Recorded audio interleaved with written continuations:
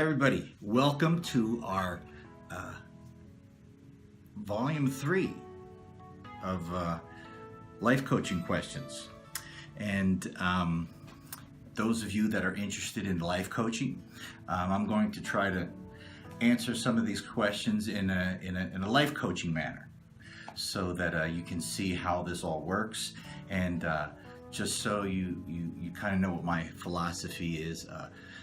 Life coaching is not psychiatry, and it's not advice, and it's not even counseling, because psychiatry kind of heals the issues of the past, and advice kind of corrects the present. But life coaching creates a future. Life coaching helps you to get where you want to go, and sometimes that needs counseling, and sometimes that needs advice, and whatever it needs. That's something that I want to participate in. And to me, this is another phase of my own sort of life and ministry.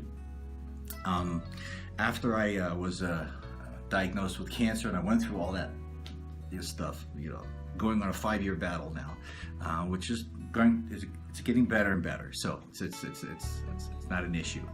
But I would meet people after the concert, and we would talk, and I would start pouring out, things that I saw, and I had almost like I sort of had a knack for helping folks, and which is kind of what I've done my whole life. But to actually put it into a different phase of a career, this is something new for me.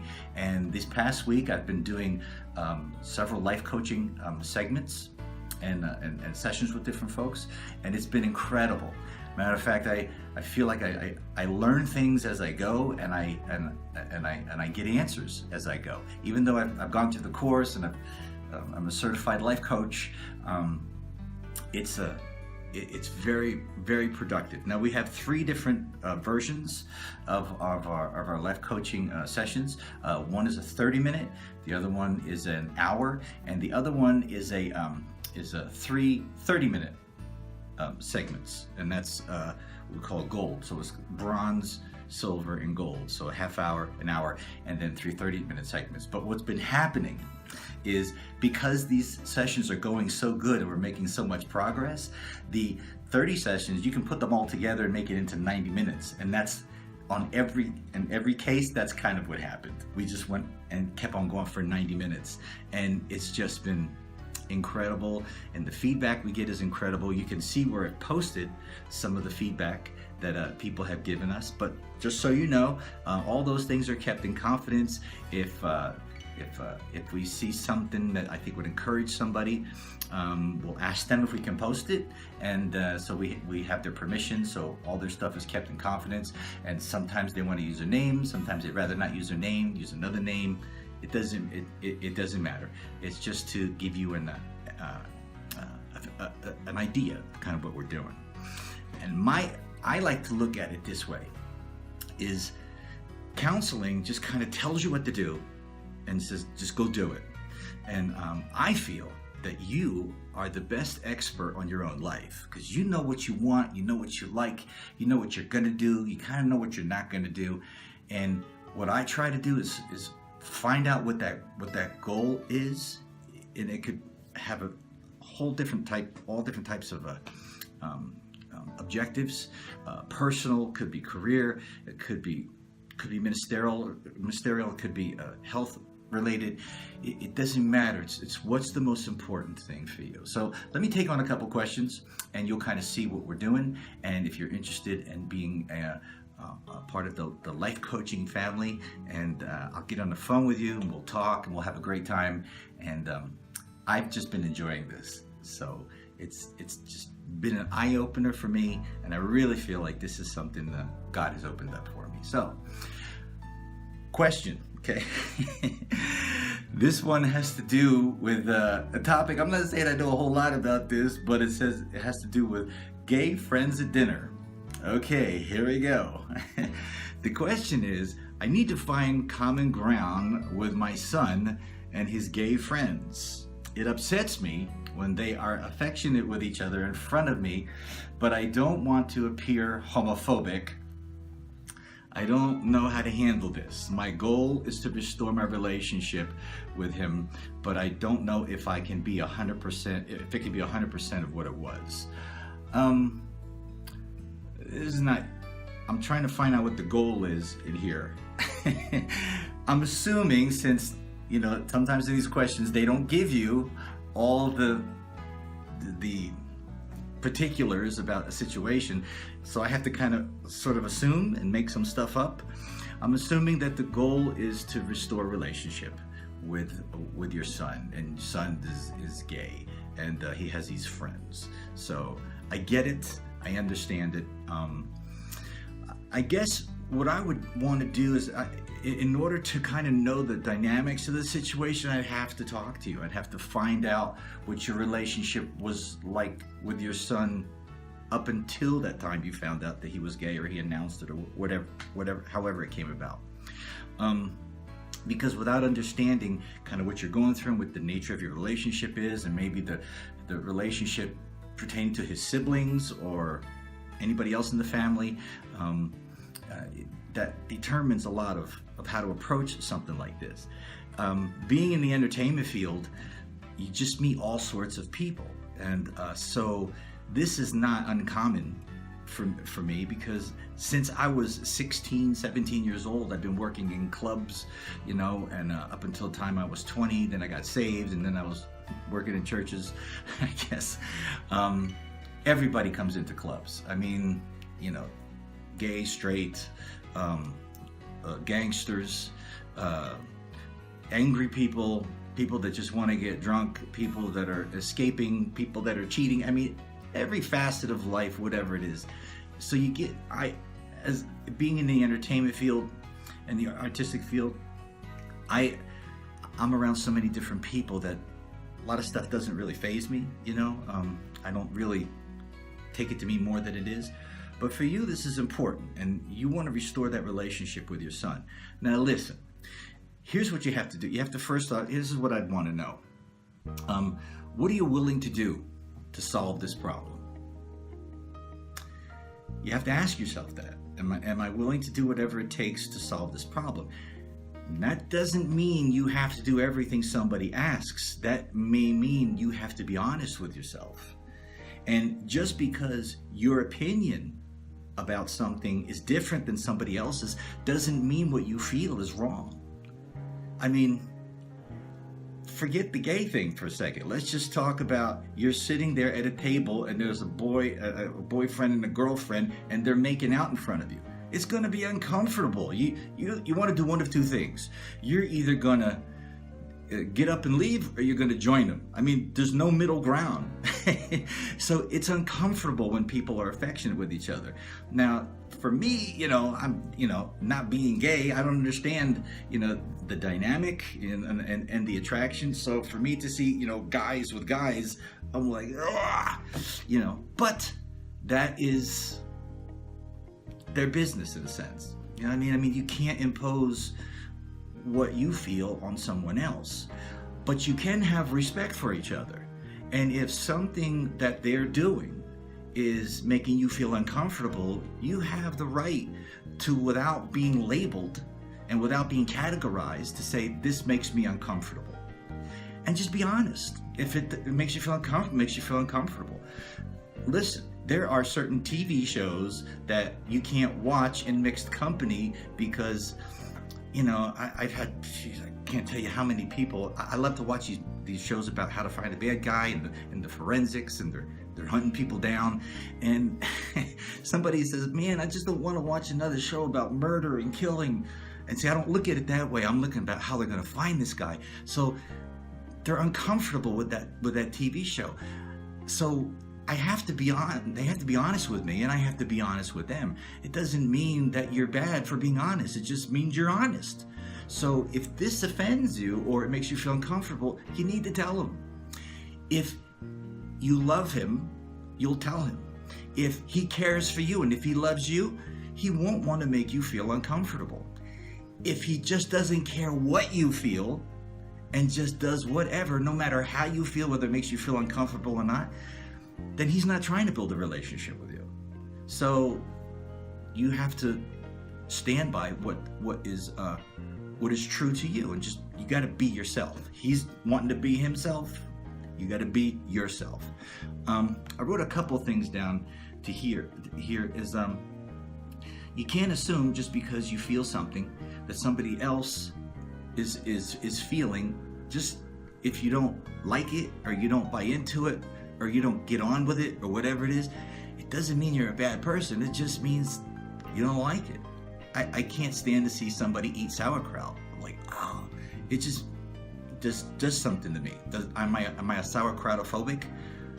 I don't think so. I mean, I don't know if that's even a word. But the Bible says, and I'm assuming that there's a spiritual dynamic going on here too. So the Bible says, if your coat offends your brother, take it off. What's the big deal? It's a matter of relationship. If you want to build a relationship with you, that has to go both ways. It can't just be you're forced to accept somebody else's lifestyle. I mean, if the guy was just drinking and he was just wanted to keep drinking, and it made you uncomfortable. And me personally, I don't like the smell of beer. It has to do with when I was a kid. You know, I used to have all these parties at my house because there was all these musicians, and I just can't stand the smell of beer. So if somebody's drinking beer around me, you know, it just unnerves me. I don't like the smell of cigarettes. You know, what am I, a cigarette-ophobic? I mean, we don't have to keep categorizing people. They do a lot of that on the news, but in real life, the people that I know, you know, if they're doing something that's making you feel uncomfortable, most people, if they care about you, they'll stop. So what's the big deal? I think the important thing is here, in order to build that relationship, is understand it has to go both ways. It's not just you. And you can't be put in a box to say you're a phobic of this and a phobic of that because you don't like sauerkraut, or you don't like the smell of beer, or you don't like the smell of cigarettes, or you don't like to watch, you know, forensic shows. You can't categorize every aspect of life. You just are the way you are. Understand that relationship has to start by having an understanding of honesty, and then going both ways. I wish I could talk to you and understand a little bit more about who the guy is, and what his likes and his dislikes are, what he does for a living, because sometimes there's certain behaviors that are associated with certain types of occupations. You know, I'm used to being around musicians and artistic people, so you know they're always a little to the left, you know, and they're always a little extreme. So you have to understand that they have these highs and these lows, and it doesn't necessarily mean what you think it means. So we'll go to the next question. Hopefully you'll like that one. That was a tough one. You can hear my cat. What? I'm doing this on the camera. No. All right. Come here. All right. He wants me to go pick him up. I can't. I'm busy. I'm working. All right. A lady named Caroline says this. She says, my husband had stage 4 throat cancer, which God healed him in 2014. The radiation took away his saliva glands and taste buds, so everything he eats tastes like dirt. And he has to use biotin constantly. He is thankful for his healing, but he has no strength and no taste of food. He feels like he is just existing. What do you suggest for him to do to change his mindset? Well, I know what it's like to have that constant taste bud thing change. I remember when I was going through chemotherapy, every day I was hungry for something totally different from the day before. One day I would have to have steak. Next day I would have to have orange juice. Next day I'd have to have bread. It just keeps changing on you.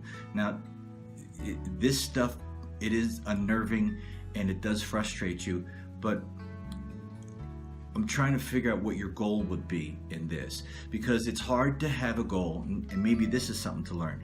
You can't have a goal for somebody else. That person has to have a goal for themselves.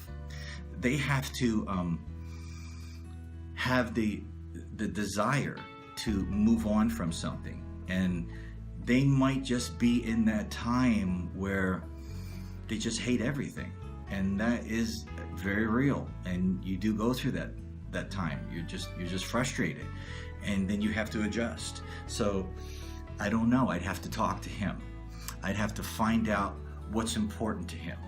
And I tell you, but I will say one thing. If I could offer any kind of advice or counsel or direction, I would say this, is that the more you focus on any one particular thing, the more you're going to be obsessed with it. If your taste buds ain't working, and if your hair's falling out, you gotta get your mind onto something else to defocus that attention on the things that you don't like, or you don't have anymore. I would want to talk to him about things that he may want to do, or things he may feel a passion or a desire for. Anything to try to help get him to unfocus off of his taste buds, or things that can't help you by just thinking about and pondering over. As real as they are, and believe me, it's real. You have to refocus on something else, because the mind can play tricks on you. One of the key things in getting through these kind of dreaded diseases, because I know a little bit about this because I come through cancer, is if you start to get depressed, you can get so depressed. You can go down so far that you can't get back up. So that would be my concern for him, is to help refocus his attention on something that is more productive for him. And I know what that feels like. You just feel like you're just hanging out, you're just existing. It's like, if it's going to be like this, why do I want to live? I mean, you go through all those emotions. It's like a big color wheel of emotions, and you will hit them all. So I would want to reactivate his mind in another direction. And the only way that can happen is I'd have to talk to him. I have to find out what interests him. I have to find out what doesn't interest him. He may need to vent. I mean, he might need to talk to somebody who's been through what he's been through, so that he knows that somebody really hears him and can hear that frustration. And believe me, I can hear that frustration in somebody's voice, because I've had it in mine. So that's what I'd want to do. I want to help him develop a new hunger for another area of life, to de-emphasize certain things, and it will help. It doesn't necessarily take it all away, doesn't necessarily cure it, but it makes it a whole lot more livable for everybody in that circle, including you, because I know you're agonizing over this and you feel for him. And I do hope that you call in and set up some time, so I would love to talk to him, because I really feel like I could really help him out with this. Okay, this is another one from somebody named Linda. She says, "Thank you for caring." I guess because she posted a kind of a frustrating sort of comment that, what's the use? I don't want to get into it. Nothing can help it. Why talk about it? And I know how that feels too. So I asked her again, let's just try. Just give me something to work with here. And she says, "My husband passed away this past New Year's Eve." Ugh, New Year's Eve. And even an excellent coach can't fix a broken heart. Was that Bee Gees song? How can you mend a broken heart? How can you stop the rain from falling down? How can you stop the sun from shining? I mean, even the Bee Gees knew, how do you mend a broken heart? They weren't life coaches. They asked the same question. It says, "I'm hoping the Lord wants to and will. May the Lord truly bless you." Listen. I haven't gone through what you've gone through, so I'm not going to try to pretend I know how you feel. I have lost people that I loved. I have lost people prematurely. I was there when my father passed away, and I combed his hair. He gave his last breath so that I know he always liked to look good, for people when they came into the hospital room. So I was the designated hair combers. And those are tragic moments that you can't erase from your memory. But understand that life is about seasons. Everything has a time and everything has a season. There is a time to mourn. And when it's your time to mourn, you gotta mourn. You gotta let it out. You gotta get all the grief out that you can. When somebody dies and people say, oh, don't feel so bad, he's up with Jesus and he's doing wonderful and you should be happy for him. These people, it's like, let me mourn. You're trying to make me feel happy about this? About somebody dying? No, I'm not going to feel happy about this, because the Bible gives me, a chance to mourn. And that's the Judeo-Christian truth across the board. Everything has a season. And you can't dress for one season while you're living in another season. Understand that there is a time and a season for somebody to be here. There's a time and a season for somebody to go. It is appointed for every man once to die, and then the judgment. This is an appointed time for everybody. Everybody is going to have that moment where they face eternity. And if you had a good life with this man, if he loved you and you loved him, then thank God for that season. A lot of people never had that season. A lot of people lost people that they loved before they even had a chance to live their life or to experience it. But as you experience that season, give yourself the opportunity to go into the next season. And it's a new season. You don't wear flip-flops and a bathing suit and a blow-up tube when it's snowing out. It's the wrong season. And that season changes. And as that season changes, we change with the season, because this is the way life is. Life has its flows, it has its back and its forth, and you gotta roll with it. And if you try to stay in a season that's past, then you are that person, diving into the freezing waters of the Arctic, in your Bermuda shorts and snorkel, because you don't want to be in this other season. I understand it, but this is the season maybe to mourn, because I don't know which New Year's Eve you're talking about, but allow yourself to move on to another season. And the Bible does say that he is the mender of the brokenhearted. Even though we don't feel it, even though sometimes we don't believe it and we're not experiencing it, he still is that guy. He still is the mender of the brokenhearted.